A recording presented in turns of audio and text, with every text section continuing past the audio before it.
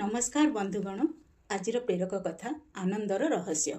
दिने जड़े साधु एक पहाड़ उपरे बसी अत्यधिक आनंदरे सूर्योदय को देखुथिले।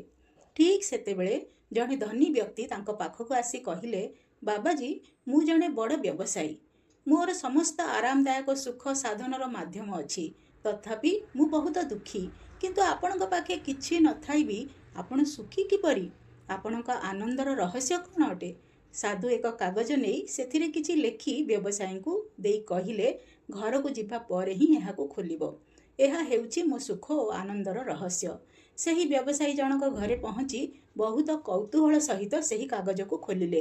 एहा उपरे लेखा जाइथिला, जाहा पाइछ सेथिरे मन संतुष्ट होई शांति एवं तृप्तिर अनुभव करिबो, ताहेले सुख बा आनंदर अनुभूति हेबो। एहा ही आनंद प्राप्तिर असली रहस्य अटे।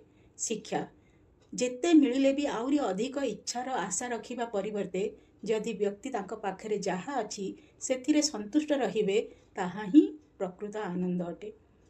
बंधुगण, आपणक पई आनंदर रहस्य कौन अटे निश्चय कमेंट बॉक्स रे जणाइबे। धन्यवाद।